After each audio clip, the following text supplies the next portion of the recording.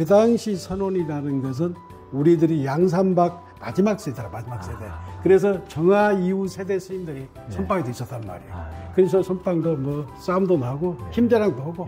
근데 무여스님이 그걸 평정하고 계시더라. 텔레비를 이렇게 보는데 그때를 보면 무여스님이 정진에다 딱 나오셔서 하시는 말씀이 참선 안 하려면은 TV도 보면 안 된다고 뚜껑을 딱 내려버리더라고. 그때 막 주먹집이 스님들이 많이 살았는데 무여스님의 법력이 있어서 그러더라고. 그리고 이제 제가 그 당시에 20대 초반에 봤던 무여스님은 도인이었죠. 무여 스님이나 이제 정명 스님이 하시는 말씀이 도인은 부처는 깨달아서 나오는 것이 아니라. 오늘은 서울 동작구 상도동 보문사로 지범 스님을 뵈러 왔습니다. 우리 지범 스님께서는 1978년에 출가하셔서 전국 선방을 다니시고 치열한 참선 수행을 하신 선승이십니다. 2000년부터는 이곳 보문사 주지를 맡으셔서 서울 한복판에 선호를 열어 이끌고 계십니다. 이곳에 선생들이 굉장히 자주 찾고 있다고 듣고 있는데요. 2018년엔 선원일기를 써가지고 그때 저도 그 책 읽고 너무 재밌다 이렇게 해서 제가 기사도 쓴 적이 있는데요. 이번엔 당신은 이미 완벽한 사람입니다는 이 책을 냈습니다. 스님의 오랜 수행과 성찰로 이제 깨달음의 지혜를 담아내서 정말 빛나는 책입니다. 고등학교 3학년 때는 많은 방황을 하고 그때 근처 암자를 찾아서 이제 불연을 맺으셨다고 하는데요. 법무사에서 삼위를 받았죠. 나주 다보사에서 계를 받고 중이 돼서 이제 그 본사니까 은사 스님이 출가한 도라니까 가서 스님이 돼서 다보사에서 살았습니다. 그렇군요. 그래가지고 거기 있는데 그 정명 스님이라든가 여러 스님 그때만 해도 이 스님이 돼가지고 우리 스님처럼 강원에 가는 코스가 아니고 그때만 해도 도인 되려고 선바에 가는 시대라. 그렇죠. 그때 모든 스님들이 다 선바에 가라 그러는데 우리 은사 스님만 해인사 강원을 가라 하더라고. 그래서 저는 정명 스님이라든가 현산 스님이라든가 이런 스님이 선바에 가라 해서 얼명을 가죠. 얼명함을 1979년도 첫 차를 얼명함 써갔죠. 이제 거기서 나고 망월사로 갔죠. 망월사, 도봉산 망월사. 천하 절경이죠. 그때 누가 계시냐면 능엄 스님이 계셨고 무여 스님이 입승 겸 선언장을 했었어요. 그때 무여 스님이 40대 초반이었는데 그때도 도인이었어요. 그래서 이제 무여 스님께서 입승을 하고 그 당시 선원이라는 것은 우리들이 양산박 마지막 세대라, 마지막 세대. 그래서 정화 이후 세대 스님들이 선방에 도 있었단 말이에요. 그래서 선방도 뭐 싸움도 나고 힘자랑도 하고. 근데 무여 스님이 그걸 평정하고 계시더라고. 그래서 이제 한 예로 대중들이 유재도 복싱을 하는데 흑백 텔레비죠, 그때만 해도. 그렇지. 그래, 대중들이 텔레비를 이렇게 보는데 흑백 텔레비를 보는데 무여 스님이 정진에다 딱 나오셔서 하시는 말씀이 참선 안 하려면은 TV도 보면 안 된다고 뚜껑을 딱 내려버리더라고. 그때 막 주먹집이 스님들이 많이 살았는데 무여 스님의 법력이 있어서 그러더라고. 그리고 이제 제가 그 당시에 20대 초반에 봤던 무여 스님은 도인이었죠. 무여 스님이나 이제 정명 스님이 하시는 말씀이 도인은 부처는 깨달아서 나오는 것이 아니라 마실 사람들이 그 스님을 그 보살을 보고 저 사람은 부처님 같다, 보살 같다. 그래서 부처 출애는 마을에서 만들어지지. 그러니까 그분의 원행을 보고 말과 행동을 보고. 그래서 저는 초창기 뭐 지금도 마찬가지지만 가장 존경하는 스님이 누구냐 하면 무여 스님이라고 했어요. 원행일치를 보고.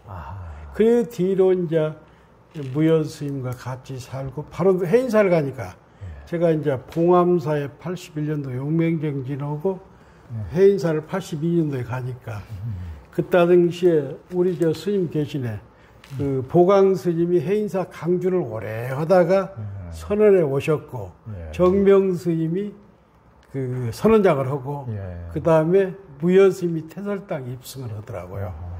그래서 이제 그 해인사는 선열당은 8시간, 태설당은 12시간. 조사전에는 그 당시에 해암 스님하고 지호 스님이 계셨죠. 지호 스님. 그런데 그때도 무여 스님이 참 그 조용한 고요 속에 무여 스님 울림이 있었어요. 그렇죠. 지금도 뭐 한마디 해도 울림 있잖아요. 그렇죠. 예, 그래서 그때 당시 해인사 그때 이제 성철 스님이 종정에 취임했잖아요. 그 무렵에.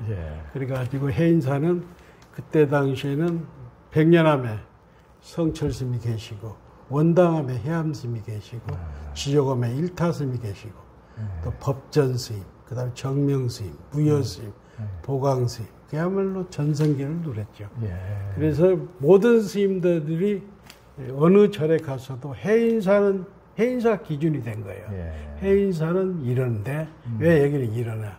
그 성철 스님은 사판, 총무나 주지하고 선방이 싸우면 무조건 선방 편을 들었어요. 그만큼 그 당시만 해도 주지하는 자체가 부끄러웠어요. 그래서 서로 주지를 않을 때예요. 그렇다고 우리 스님도 해인사 가원에 계시지만 그때만 해도 그때 가원에 몇 분이나 계셨습니까? 뭐 그때는 한 120명씩. 이렇게 계시고. 그리고 해인사 대적강제를 보면 다 경읽는 소리가 대단했고 또 강원이라게도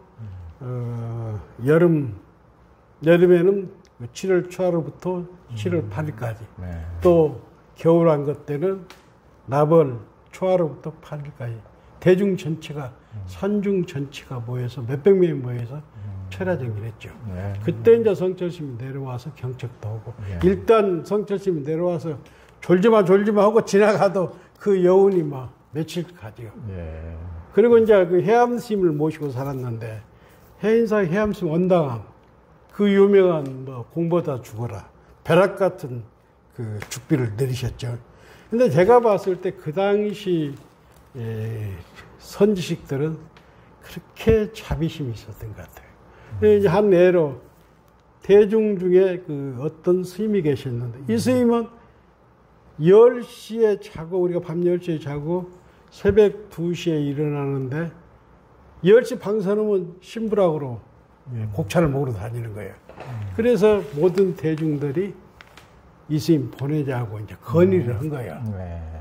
그래서 이제 공사가 딱 붙었는데 대중들이 다 그 스님을 못 사게 보내라고 하는 거예요. 마지막으로 이제 해암 스님이 결론을 내지 않아. 그런데 해암 스님이 딱 하시는 말씀이 맥주 그거 물이야. 물을 먹었는데 물 때문에 보내면 안 된다는 거예요. 그러니까 일타스님이라든가 해암스님이라든가 법전스님이라든가 이런 분들 보면 다 그 도인이고 자비심이. 성철스님의 겉모습만 그랬지 참 수자들이나 가고는 학인들을 그렇게 이렇게 잘 자비심으로. 이게 그만큼 자비가 넘쳤던 것 같아요. 그런 해인사 시절이 있었죠. 겉으로만 보시기에는 해암스님 저도 변증을 했지만 엄청 깐깐하시게 보이시는데 그러셨구만요. 그 제가 한 20년쯤 전에 이제 그 24명의 그 숨은 고승들 행적을 이제 신문에다도 쓰고 은둔이라는 이제 책을 은둔 봤죠. 냈죠. 그 중에 이제 제일 인상 깊은 분 중에 이제 전남 나주 다보사 우화스님이 계셨는데 우화스님께 우리 또 지범스님 노스님이라 그러니까 지범스님께서 우화스님 상자인 정진스님에게 또 출가하고 그리고 뭐 정명스님도 제가 봉암사에 또 가서 뵙고 취재도 하고 그랬죠. 그때 이제 다보사에 제가 우화스님 말씀 들으려고 그때 다보사에 갔을 때는 그 일륜스님이 혼자 살고 계신. 네, 그런 적이 있었죠. 일륜스님. 그 뒤에 이제 일륜스님 상자 심적스님이 살았고. 그래. 일륜스님은 지금 어디 계십니까? 열반하셨어요. 열반하셨어요. 네, 강주에 조그마한 토굴에 살시다가. 그러셨구만요. 그분도 그냥 강주 농구 나오시고 나주가 고향이시죠. 그러셨어요. 예, 강주 그때 그래 혼자 그렇게 이제 사시고 그 혼자 이제 밥 끓여 드시고 그렇게 사시더라고요. 그래서 이제 그 스님께서는 또 그 우화 스님을 직접 뵙지 못하니까 못했어도 안타까운 일인데 우화 스님 하면은 참 천진도인으로 참 유명하죠. 우화 스님에 대한 좀 일화를 좀 일화가 이제 우화 스님은 당대 도인인 전강 스님, 향곡 스님, 또 우화 스님 이런 분들하고 고암 스님 친했죠. 서감 스님. 그래서 우화 스님이 주지를 하게 되게 된 동기가 우화 스님이 고암 스님이 종정하셨잖아요. 예, 그렇죠. 그 고암 스님이 주지를 하는데 우화 스님이 객으로 간 거예요. 예, 객으로 가가지고 오니까 내가 잠시 저 범어사 좀 갔다 오려고 하니까 주지를 임시로 좀 맡으란 거예요. 그래가지고 딱 맡았는데 30년 동안 고암 스님이 돌아오지 않았잖아요. 그래서 그 한마디를 믿고 그래서 이제 그 당시에 아주 다보사랑 이치는 웬만한 그 당시 송강사, 백양사, 대행사가 대체승들이 살았잖아요. 나주는 이제 땅이 높고 또 우화스님이 도인다 하니까 사람이 이렇게 몰려들었잖아요. 그래서 우화스님 같은 경우는 그런 일화도 있지만은 우화스님이 그 해인사에서 지월로 스님이 돌아가셨을 때 그때 이제 그 사진을 보니까 우화 스님, 월산 스님, 소홍 스님, 성철 스님, 향곡 스님 이런 기라성 같은 스님들이 모였는데 그 도인들이 오늘 법문을 누가 할 것이냐 하니까 나주에서 이제 도인이 오니까 스님들이 우화 스님을 모신 거예요. 근데 이제 우화 스님이 지월 스님 49제 법문이 명법문으로 지금도 남아있죠. 오, 그래요? 그 정도로 평소에는 친절, 말이 없는데 법상에만 올라가면 상담법문을 하셨고. 그리고 이제 얼마나 천진했냐면 객이 오면은 그 스님이 가는데, 그러니까 우화 스님한테 차비를 받으려면 강주 간다 하면 차비를 조금 줘. 그래서 이제 오대산 간다 하면 차비를 많이 준 거예요. 그러니까 우화 스님이 한다는 얘기가 아니 요즘 스님들 왜 오대산 가는 거야? 그 정도로 천진했지만은 지금도 나주에 가면 우화 스님은 생불이다, 천진불이다. 그 나주 그 부도탑 제막식 때 제가 있었는데 일타 스님께서 그 글을 썼는데 참 우화 스님을 표현을 잘했다. 지금도 다보서 가면 우화 스님 부도탑 있잖아요. 비가 있어요. 그러니까 이제 우화 스님의 상자가 누구 있냐면 정명 스님은 한 5번째, 6번째 돼요. 그 진상 진용이라고 진상 스님은 아주 진용 스님은 은혜사 주지를 했고 진상 스님은 아주 범어사에도 유명한 율사견 선사였고 그 다음에 또 상자가 있고 우리 은사 스님과 정명 스님, 일륜 스님 비슷한 시기에 정명 스님이 이제 범어사로 출가했는데 언주가 그 당시에 진상 우화 스님 상자였어요. 그래서 동산 스님은 나이가 먹었으니까 나주 다보사 우화 스님한테 가라고 해서 정명 스님이 다보사로 왔다고 그래요. 이게 제주 출신이잖아요. 그렇죠. 그래서 이제 저희들 제가 다보사 갈 때만 해도 우화 스님의 가풍이 있어가지고 아침에 이제 목탁을 108번 딱 치고 축원하고는 다 신도들이 앉아 참선을 했죠. 거기 신도들은 무자들을 다 들었어요. 70년대 후반, 80년대 가도 나주골의 그 불자들은 연불도 했지만은 딱 앉아서 참선을 했어요. 그러니까 그분이 전혀 이제 겉으로 봐서는 아는 것이 없이 보이지만은 정말 천진하신 도인이고 그분의 영향을 또 받으신 분들이 의무량으로 굉장히 많으시더라고요. 예전에 그 유명한 불교학자 이중표 그분도 고등학교 때 그 스님하고 비슷한 시기에 가출해가지고 그 우화 스님 밑에서 공부를 하셨더만요. 그러니까 그 의무량으로 굉장히 많은 분들에게 영향을 끼치고. 그래서 이제 그 60년대, 70년대, 50년대는 도인 역할을 우화 스님이 해가지고 목포나 강주나 이런데 호남 지방의 법문은 이렇게 스님께서 우화 스님이 다 했고 그 당시에 천운 스님이라든가 그 석호 소홍 스님께서 굉장히 깎듯이 모셨죠, 우화 스님. 그러셨군요. 예. 지금도 뭐 우화 스님은 특히 이제 우화 스님 일화 중에는 우리 인천 용화사 정강로 스님이 계시잖아요. 송담심 은사. 두 분이 각별했잖아요. 각별해서 그때만 해도 용화사보다는 나주 다보사가 부자였죠. 왜 그러냐면 농사를 많이 짓으니까. 그래서 이제 우화 스님이 용돈을 이렇게 해놓으면은 정강 스님이 살살 꼬셔가지고 그 용돈을 뺏어가는 거예요. 그래가지고 정강 스님이 먼저 돌아가셨는데 초상집에 와가지고 정강아 내 돈 내놓으라.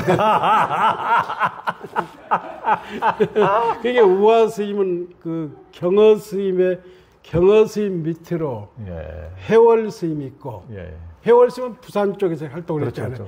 해월, 운봉 있잖아요. 그러니까 우화 스님의 법스은 운봉이라. 그래서 운봉 스님 제자준을 향곡 스님 있고 우화 스님 있잖아요. 그래서 향곡 스님과 우화 스님은 사형사제갑니다. 거의 맥이 그렇게 내려옵니다.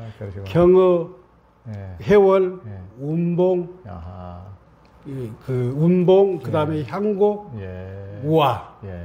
그렇게 해서 이제 진제 이렇게 내려오고 또 나주 다보사 쪽으로. 그래서 이제 덕숭문도죠, 덕숭문도. 연결이 되어 있습니다. 그렇군요.